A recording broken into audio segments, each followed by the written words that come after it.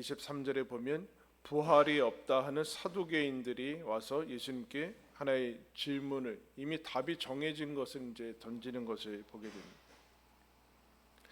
지금 예수님이 십자가 지기에서 예루살렘에 입성해서 그 짧은 일주일의 기간 동안에 이제 논쟁 같은 것들을 하시고 얘기를 하시고 마지막에 이제 십자가 지시는데, 이 왜 이런 그 이제 논쟁들과 문제들을 다루시냐면은, 이것이 예수님이 하나님께서 원래 허락하신 신앙의 길과 예수 그리스도가 걸어가신 십자가의 길, 그리고 일반 그리고 종교를 포함한 모든 그 길들, 바리새인들 길, 제사장들의 길, 헤롯이 걸어가는 그런 길들, 로마 황제가 걸어가는 그 길들과 구분해 나가는 것을 봅니다. 그런데 그 구분이 쉽지가 않기 때문에 예수님이 첨예한 이런 이야기들을, 어떻게 보면 십자가의 긴박한 상황에서는 우리에게 이게 왜 이런 것이 필요할까라는 정도로까지 나타내 주는 것을 봅니다. 먼저 여기 보면 사두개인이라는 사람이 나오는데, 사두개인에 대해서 좀 살펴볼 필요가 있습니다. 사두개인이라는 그 명칭은 당시 유대 사회를 이제 구성하는 사람들이 제일 피라미드라고 치면은, 피라미드에는 제일 위에 대제사장들이 있었습니다. 그리고 그 밑에 이제 사두개파들이 있었는데, 대부분의 제사장 라인은 사두개파에서 나왔어요. 그리고 사두개인들과 반대되는 하나의 그 당파가 있었는데, 그게 바리새인입니다. 바리새인들과 사두개인들은 한 편이 아니에요. 근데 위치나 어떤 그런 이제 모습으로 있어서는 사두개인들이 상류층이죠. 바리새인들은 보통 사람들로 구성되어 있어서 유대인들의 정체성을 지키기 위해서 율법적인 그 지키는 것을 아주 우선시하고 경건한 무리라고 새겨졌던 사람들이 바리새인입니다. 그에 비해서 사두개인은 이제 유래를 살피면 다윗과 솔로몬 시대에 제사장으로 있었던 사독이라는 사람의 이름을 따서 이제 사두개인이라는 모습이 나오는데, 이 당시에 예수님 당시의 대제사장은 가야바죠. 가야바가 오랜 기간 동안에 이미 제사장을 하고 있는데, 그 장인 어른이 안나스라는 대제사장입니다. 그러니까 안나스라는 사람이 대제사장을 한 10년 가까이 하다가 그 사위한테 물려주는 거죠. 성직이 이제 그렇게 되고 있는데, 이 사두개인들은 성전을 중심으로 해서, 성전이라는 이 하나의 그 틀을 가지고 있어서 어떤 역할을 하는가, 하나님의 중요한 역할을 맡기셨죠. 어떻게 보면은 제사장의 역할을 맡기셨는데, 지금 유대를 다스리고 있는 사람들은 로마인인데, 로마 총독이 직접 다스린다라기보다는 헤롯 왕이 로마에 임명이 돼서 다스리고 있죠. 그런데 헤롯이 자기가 이제 로마로부터 왕으로 임명받은 다음에 제사장을 바벨론에서 한 명 데리고 옵니다. 그 전까지는 유대는 독립나라가 아니고 계속해서 독립투쟁을 하고 하는 그런 와중에 있었는데, 그 와중에 안디 이제 마카비어라는 그 사람이 그 이제 독립투쟁을 하다가 결국 정권을 잡아서 어떻게 하는가, 어디까지 나아가는가, 자기가 대제사장을 해버려요. 그러면서 정권이나 종교가 이렇게 하나가 되는 거죠. 분리가, 왕 제사장이 아니라 이제, 근데 사실은 제사장을 왕으로 흡수하면서 제사장의 역할은 많이 약화돼요. 없어지게 됩니다. 근데 그런 모습으로 계속 가다가 헤롯이 로마에서 왕이 되면서, 헤롯이 자기는 제사장을 하지 않고 바벨론에 있는 사람을 한 명 데리고 와서 자기 밑으로 이제 집어넣어 버립니다. 그러니까 자기가 마음대로 할 수 있는, 세속 권력이 마음대로 해버릴 수 있는 관료직 정도로 대제사장을 임명해 버리는 그런 역할을 이제 하게 되죠. 그런 역사가 계속되다가 무려 안나스와 가야바는 이 로마와 헤롯 사이에서 줄타기를 아주 잘해서, 당시에 로마한테 잘 보여야지만 그리고 헤롯과의 관계도 어쨌든 관계를 잘 가져야지만 그 대제사장의 역할들을 해나가고 물려주고 하는 그런 일들을 할 수 있었죠. 그러면서 이들은 헤롯과 거의 비슷한데 종교라는 옷까지 입습니다. 대제사장. 그리고 왕궁이 아닌 성전, 예루살렘에 있는 그 성전, 헤롯이 지어준 성전이죠. 그래서 헤롯 성전이 망할 때까지, 무너질 때까지 이 성전을 중심으로 해서 막강한 부와 권력을 누리는 세력들이 되는 것이 지금 사두개파입니다. 그러니까 유대교에서 어떻게 보면은 유대교에서 가장 종교적인데 가장 귀족적인 계층이 무엇인가? 바리새인이 아니라 그 위에 있는 사두개파에 있습니다. 여러분, 이 사람들의 특징은 당연히 지금이 너무 풍요로운 거죠. 그러니까 다음 내세가, 다음 하나님의 나라가 있을 필요가 없어요. 이들한테는 지금이 오히려 더 좋아요. 하나님이 이미 성전에서 예수님이 성전 정화를 했듯이 하나님은 그 안에 없고 이 사람들에게도 없고, 그러니까 이것은 오늘날로 얘기하자면 자기 개발 처세 성공이라는 것에 그 당위정으로 종교가 입혀진 거예요. 그러니까 이 사람들은 당연히 영적인 세계를 인정하지 않고 뭐 여기 천사 얘기 나오지만 천사, 그리고 제일 중요한 특징으로 부활을 믿지 않습니다. 모세 오경만, 사실은 부활을 믿고 싶지 않은 거겠죠. 그런데 이 사람들이, 부활을 믿고 있지 않은 사람들이 와서 예수님께 무슨 질문을 하는가? 하나의 질문을 던지는데 모세 오경에 나오는 질문이에요. 모세 오경의 신명기 25장, 이스라엘은 가나안 땅에 들어가면서 12지파로 나눠서 땅을 분배를 받게 되는데, 여러분 땅이 없으면 죽는 거죠. 정착해서 살 뿐만 아니라 거기에서 농사를 지으면서 터전이기 때문에 그 땅이 없는 것 자체는 거의 죽음이나 마찬가지입니다. 그래서 땅을 골고루 균등되게 이제 분배를 하게 되는데, 그러다가 여러분 그 땅을 가지고 있는 지파에서 하나의 지파 그 가정으로 들어가면은 이제 문제를 냅니다. 사두개인들이 예수님께 문제를, 한 7 형제가 있는 집에서 맏 아들이 결혼을 했습니다. 그런데 자녀가 없이 죽었습니다. 자녀라는 것은 상속자죠. 상속자. 땅을 계속해서 이제 이어나가는 상속자.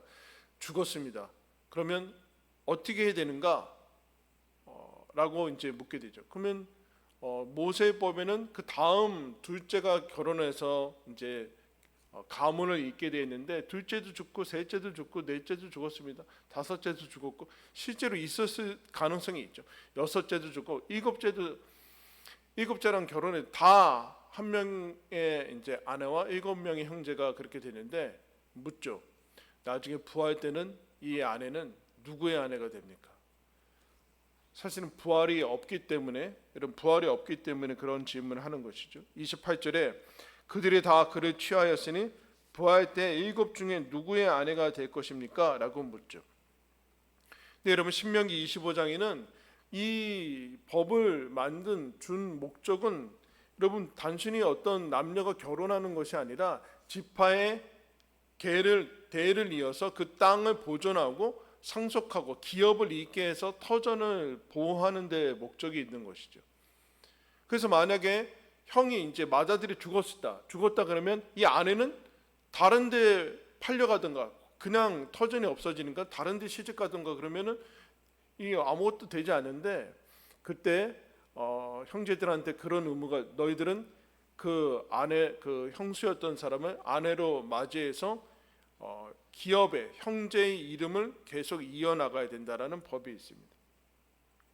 그래서 신명기 25장에 보면 그의 남편의 형제가 그에게로 들어가서 그를 맞이하여 아내로 삼아 그의 남편이 형제된 의무를 다 그가 행할 것이요, 그 여인이 낳은 첫 아들이 그 죽은 형제의 이름을 잇게 하여 그 이름이 이스라엘 중에서 끊어지지 않게 할 것이라.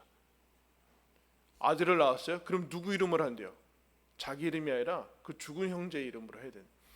둘째, 이 사람의 입장에서는 자기 이름도 아니고 자기가 원했던 아내도 아니라서 억울할 수도 있지만, 지금 그런 개념이 아니라, 그래서 이 모습이 나오는 게 나중에 룻기에 나오죠. 그래서 나는 그러고 싶지 않다. 나의 형제와 이 가문과 이 기업을 잇고 싶지 않다.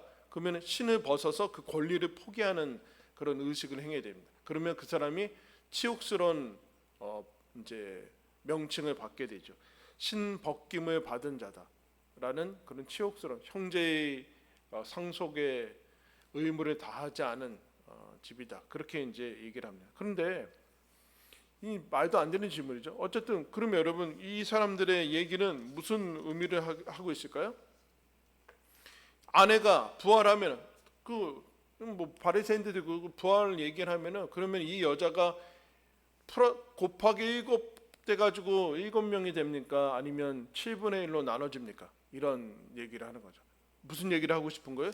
부활이 없는 거 아니냐? 말도 안 되는 건데. 근데 사실은 이들이 얘기하는 것은 무엇일까요? 부활은 필요 없다는 거죠. 이 사람은 지금 현재가 얼마든지 풍족하기 때문에 더 이상 하나님은 필요 없기 때문에 하나님이 필요하지 않은 사람들이죠. 그 사람들이 등장하고 있습니다.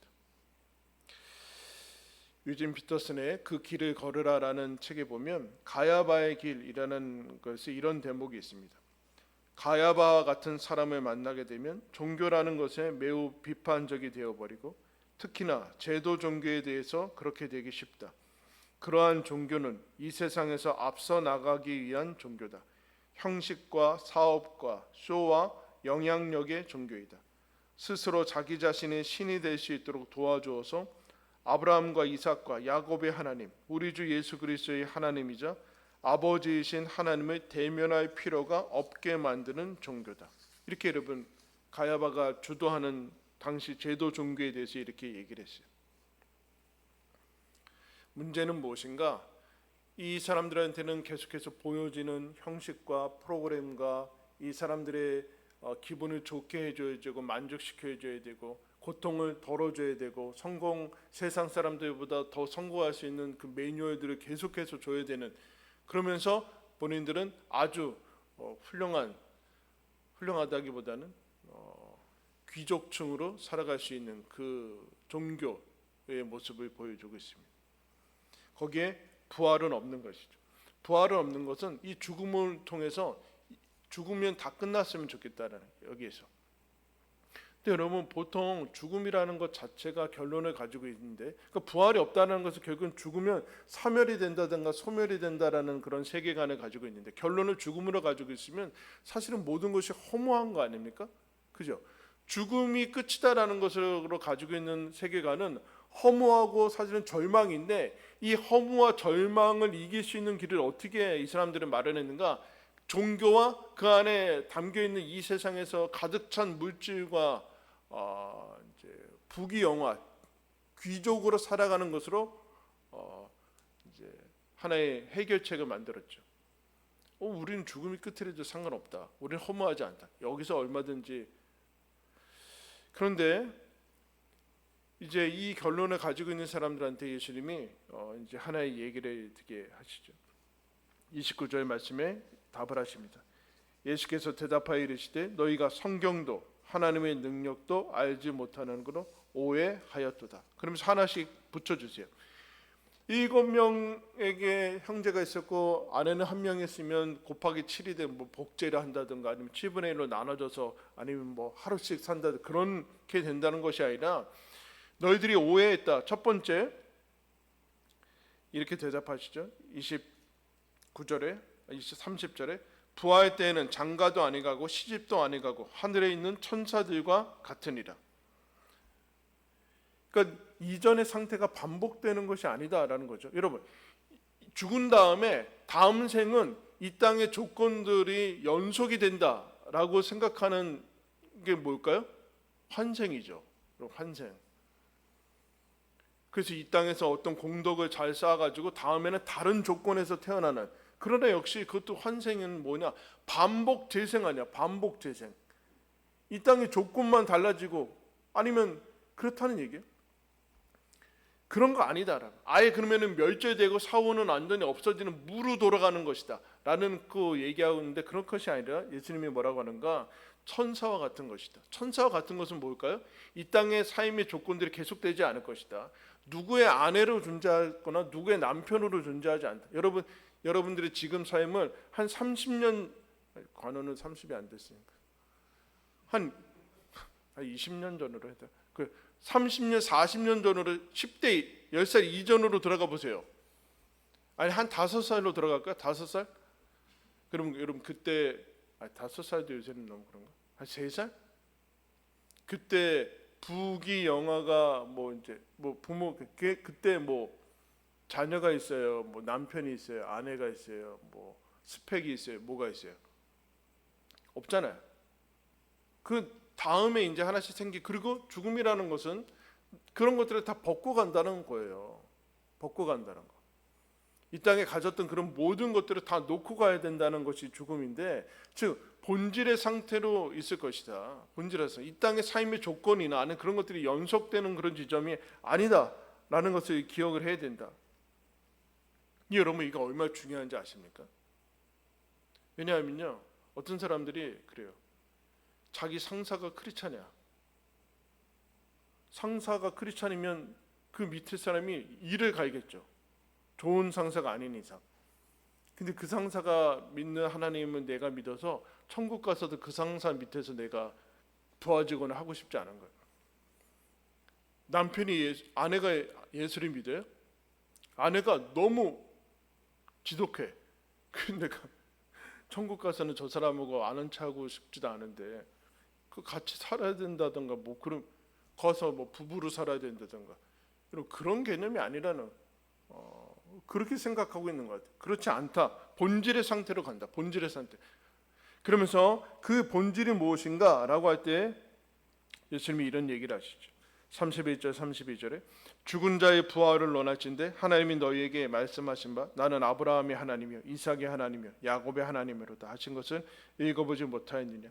하나님은 죽은 자의 하나님이 아니요 살아있는 자의 하나님이시리라 하니라.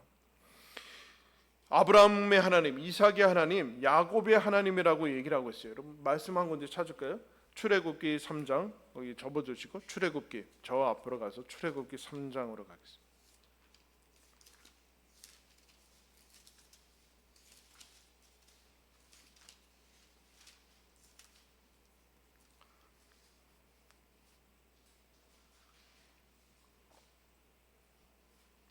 출애굽기 3장 13절부터 16절까지 보겠습니다. 모세가 하나님께 아뢰되 내가 이스라엘 자손에게 가서 이르기를 너희의 조상의 하나님이 나를 너희에게 보내셨다 하면 그들이 내게 묻기를 그의 이름이 무엇이냐 하리니 내가 무엇이라고 그들에게 말하리이까. 하나님이 모세에게 이르시되 나는 스스로 있는 자이니라. 또 이르시되 너는 이스라엘 자손에게 이같이 이르기를 스스로 있는 자가 나를 너희에게 보내셨다 하라. 하나님이 또 모세에게 이르시되 너는 이스라엘 자손에게 이같이 이르기를 너희 조상의 하나님 여호와 곧 아브라함의 하나님 이삭의 하나님 야곱의 하나님께서 나를 너희에게 보내셨다 하라. 이는 나의 영원한 이름이요 대대로 기억할 나의 칭호리라. 너는 가서 이스라엘의 장로들을 모으고 그들에게 이르기를 여호와 너희 조상의 하나님 곧 아브라함과 이삭과 야곱의 하나님이 내게 나타나 이르시되 내가 너희를 돌보아 너희가 애굽에서 당한 일을 확실히 보았노라. 아멘. 여러분 모세가 하나님을 만난 다음에 하나님께서 내가 너를 보낸다. 가서 이스라엘의 그 어려움들을 이제 고치고 출애굽을 감당해라라고 얘기하니까 제가 이스라엘 백성한테 갔을 때 하나님의 이름을 뭐라고 얘기하면 됩니까? 그러니까 스스로 있는 자가 너를 보냈다고요. 스스로 있는 자, 창조되거나 그런 분의 유일하신 하나님, 전능하신 하나님이 너를 보내셨다고 하라. 근데 거기서 끝나지 않고 하나님이 뭐라고 얘기하는가? 하나님을 어떻게 소개하는가? 모세한테 아브라함의 하나님, 이삭의 하나님, 야곱의 하나님이라고 얘기해라. 그렇게 얘기하고 있어요. 그러니까 모세한테 나타나서 출애굽을 시키려는 그 400년 동안에 압제당하는 그 상황에서 구원이 필요한 상황에서 하나님이 이스라엘한테 하나님을 소개하는데 나는 어떤 하나님이냐라고 소개할 때 나는 아브라함의 하나님이고 이삭의 하나님이고 야곱의 하나님이라고 얘기하고 있어요. 여러분 아브라함, 이삭, 야곱은 누구죠? 실제 인물이죠. 가상 인물이 아니야. 소설 속의 인물이 아니라 실제로 살았던 인물들인데 이런 얘기 여기에는 이런 표현이 있습니다. 아브라함, 이삭 그러니까 아브라함의 하나님, 이삭의 하나님, 야곱의 하나님 각각의 지금 얘기를 하고 있는데 여러분 아브라함이, 우리는 하나님의 아버지라 부르죠. 여러분, 아브라함이 자녀가 이삭이고 이삭의 자녀가 야곱이니까 아브라함은 할아버지고 이삭은, 그러니까 야곱의 아버지는 이삭이고 이삭의 아버지는 아브라함이죠. 그러니까 여기 3대가 나와 있는데, 아브라함이 여러분 하나님한테 하나님 아버지라 부르면 이삭은 하나님은 뭐라 불러야 돼요? 하나님 할아버지라 불러야죠. 그리고 야곱은 하나님 증조 할아버지, 이렇게 불러야 되는 거예요. 너무 어렵네. 우리가 하나님을 아버지라 부르잖아요. 그럼 우리 자녀들은 하나님은 뭐라 불러야 돼요? 촌수가 하나님 할아버지라 불러야죠. 그리고 우리 밑에는 증조 할아버지. 근데 그렇게 얘기하지 않고 아브라함에게도 하나님이고 이삭도 하나님이고 야곱에게도 하나님이에요. 나는 누구누구의 아버지의 하나님 아니다. 누구 부모의 하나님 아니다. 나는 누구누구 자녀의 하나님도 아니고 나는 각각의 개별적인 하나님입니다. 개별적. 개인, 1인, 혼자, 이런 오늘날에는 혼자, 개인, 이게 너무 오염되어 있어서 쓸 수 없는데 개별적인 각각 한 사람 한 사람의 하나님이다. 하나님은 집단적, 이스라엘과 이스라엘 하나님 맞는데 그것은 집단적으로 대량으로 만난다는 것이 아니라 대량으로 만난다는 것은 하나님이 군중으로 만난다는 거고, 사실 이것을 얘기하면 부활이 아니라 환생과 재탕을 한다는 거예요. 하나님이 아브라함, 우리 자녀들이 신앙이 이제 물려받기 싫어하는 것은 뭐냐면 우리 아빠의 하나님이라는 거예요. 엄마의 하나님이라는 거. 이게 걸림돌이 되거든요. 그래서 기독교가 2대, 3대, 4대 막 내려가죠. 힘이 없어지는 이유는 이거예요. 하나님의 개별적인 하나님이고 아브라함의 하나님이고 이삭의 하나님인데 이삭의 할아버지, 하나님 할아버지가 돼버려요. 우리 엄마의 하나님, 이렇게 돼버리는 바람에 그렇지 않다. 나는 너희들은 처음으로 만난다. 아브라함에게 처음 만나듯이 이삭에게도 처음 만난다. 다시 반복하는 거예요. 옛날 거 가져와서 재탕하는 거 아니다. 반복하는 거 아니다. 나는 너희들의 개별적인 하나님. 개별적인 하나님이라는 것은 한번 따라하겠습니다. 전폭적인 하나님. 난 너 하나한테 올인한다. 이런 뜻이에요. 나는 아브라함한테 전폭적으로 다가가고 이삭한테도 전폭적인 관계를 가진다. 전인을 동원한다. 하나님이. 그런 얘기예요. 아브라함의 하나님, 이삭의 하나님. 이삭 때는 지쳐고 야곱 때는 더 지쳐가지고 하나님이 줄 게 없는 그런 하나님 아니다. 각각의 하나님. 그 다음에 여기 여러분 아브라함과 이삭과 야곱 앞뒤에 수식어가 붙지 않아요. 수식어가 붙지 않아요. 직책이 붙지 않아요. 이름만 붙어요. 이름만. 뭐 부자다, 아니면 가난하다, 뭐 아니면 많이 배웠다, 아니면 뭐 그런 거가 하나도 붙지 않아요. 하나님이 아브라함으로, 이삭으로, 야곱으로 나를 만나신, 나와 나 그대로 나를 만나신 날, 나 그대로 만나신다. 여러분 어때요? 사두개인들은 앞뒤에 붙은 수식어들 떨어지면 어렵죠. 대제사장 붙어야 되고 자기가 가진 소유물들 다 붙어야지만 하나님 뭐. 그런데 아브라함, 이삭, 야곱 앞뒤에 아무것도 안 붙어 있어요. 그냥 존재로 서 있어요. 이런 얘기죠. 하나님은 너를 있는 그대로 너 자체로 사랑한다. 어떤 조건이 중요하지 않다. 천사와 같은 상태로 본다라는, 천사와 같은 상태로 우리를 이 땅에서 구분하는 수많은 기준들, 뭐 남녀노소 빈부귀천, 이 모든 것들은 하나님한테 기준이 되지 않는다. 나는 너 아브라함, 이삭, 야곱, 그것으로 무조건적이라는 것, 전폭적인 것뿐만 아니라 무조건적이고, 그 다음에 하나님께서 뭐라고 얘기하시는가? 나는 모세한테 나타나서 모세의 하나님이라고도 하지 않고 아브라함, 이삭, 야곱의 하나님이라고 얘기하고 있어요. 이런 얘기죠. 나는 잠깐 너희들과 관계하기 위해서 하나님이 되는 것 아니다. 그러면서 오늘 하나님께서 뭐라고 얘기하시냐면은 나는 죽은 자의 하나님이 아니다. 그럼 지금 모세한테 나타났을 때는 아브라함은 죽었어요. 이 땅에 없어요. 야곱도 없고 이삭도 없어요. 고인이 됐어요. 그럼 하나님이 이런 얘기하는 거예요. 아브라함의 하나님, 이삭의 하나님, 야곱의 하나님은 나는 고인들의 하나님이다. 그 얘기를 하는 것이 아니에요. 아브라함과 이삭과 야곱은 한시적으로 잠깐 여기 인생에서 이 땅에서 살았을지 모르지만 죽은 자 가운데서 부활해서 지금 내 안에서 살아있다. 그들은 죽은 자가 아니라 살아있는 사람입니다.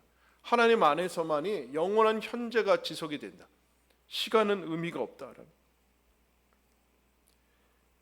고인들의 고 아브라함의 하나님, 고 야곱의 하나님 아니다. 아브라함의 하나님이라는 뜻은 죽은 자가, 이들은 죽은 자가 아니라 산자라는 뜻이다. 산자. 지금 죽은 자 가운데서 죽었다, 맞다. 그러나 죽은 다음에 다시 살아난 자. 그래서 예수님이 나사로가 죽은 지 한참 지난 다음에 무덤에 묻힌 다음, 무덤에 들어간 다음에 가시죠. 그때 누이들이 뭐라고 그래요? 주님이 여기에 계셨으면 우리 오라비가 죽지 않았을 겁니다. 아니다. 네 오라비가 살아날 것이다. 그러니까 뭐라고 그래요? 마지막 때에 살아날 것을 믿습니다. 아니다. 아니다. 그러면서 예수님이 뭐라고 그러는가? 마지막 때에 살아나는 게 죽음이 아니라 이렇게 얘기합니다. 나는 부활이요 생명이니 나를 믿는 자는 죽어도 살겠고 무릇 살아서 믿는 자는 영원히 죽지 아니하리니 이것을 내가 믿느냐. 살아서 믿는 자는 죽은 거 아니다. 이동만 한 것이다. 이동만 한 것이다. 죽은 사람도 하나님이 살려서 부활에 이를 것이고 살아서 믿는 사람, 그러니까 부활 신앙에 대해서 얘기하고 마지막 때 다시 살 것을 믿습니다. 아니다. 부활은 지금 시작됐고 나를 믿는 자는 영원히 죽지 않는다. 이런 얘기를 하는 거죠. 부활하신 예수님의 현존하신 예수님 안에서 살아가는 그것을 신앙에 대해서 얘기를 해주고, 너희들은 지금 대제사장이고 모든 부귀영화 지배계층으로 다 그렇게 살아가고 있는데 하나님은 없으니까 소망도 없고 이 땅 너머에 다가오는 기쁨도 없다. 즉 부활하셔서 지금 나와 함께 하시는 현존하시는 하나님은 없다. 여러분, 하나님께서 스스로 있는 자고 전능자고 천지 창조하신 하나님이 그렇게 소개하지 않고 뭐라고 이스라엘의 핍박 가운데 출애굽에 해야 되는 노예 상태에 있는 사람들한테 가서 나는 아브라함의 하나님이고 이삭의 하나님이고 야곱의 하나님이다. 무슨 얘기예요? 나는 너의 하나님이다. 나는 너의 하나님이다. 우리들한테 얘기하면 이런 얘기죠. 우리가 예수 그리스도를 믿고 하나님 자녀가 됐다라는 얘기는 여러분 제일 쑥스러운 게 뭐예요? 자기 이름 얘기할 때죠. 자기 이름 한번 얘기할까요? 시작. 다시 시작. 네, 자기 이름 얘기할 때 좀 쑥스러운 것 같아요. 자기가 자기 이름 부르면서. 근데 하나님은 이런 얘기를 하는 거예요. 나는 내 이름을 앞으로 정했다. 나는 무슨 하나님인가?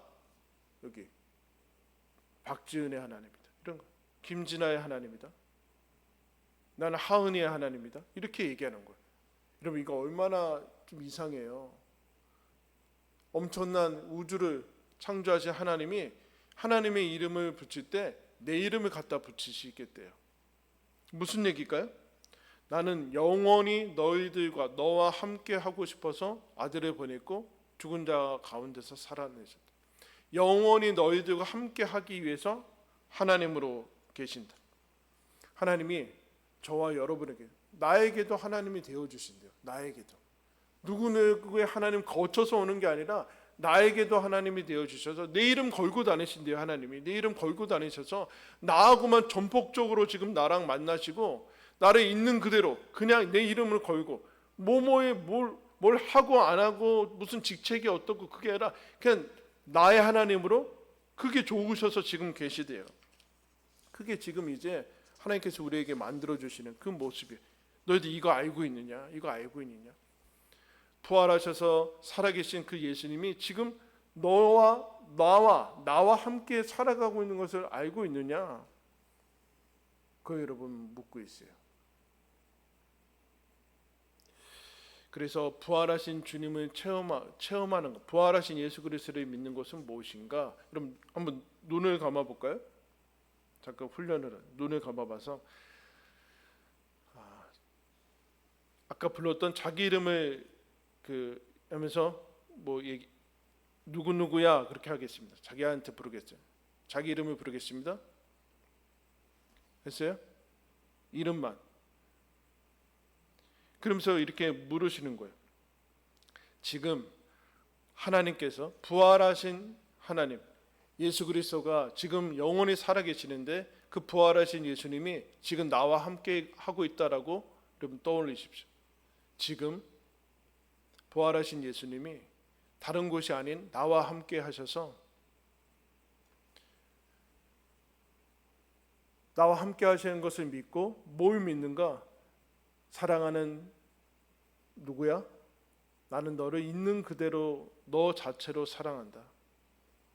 아무 자격도 필요 없고 어떤 행위도 필요 없이 나는 너를 너 이름으로 너 자체로 사랑한다. 나는 너와 영원히 함께 거하고 함께 살아갈 것이다. 여러분 그것을 잠잠히 믿으면서 확신하는 게 믿음입니다. 부활의 믿음이에요. 잠깐 머물겠습니다. 여러분 다시 얘기할게요. 눈 감고 부활하신 예수님이 살아계시다는 뜻인데 지금 나와 함께 하고 계십니다. 그리고 바로 나를 내 이름을 부르면서 내가 너를 사랑한다. 아무 조건도 필요 없다. 있는 그대로 너를 사랑한다.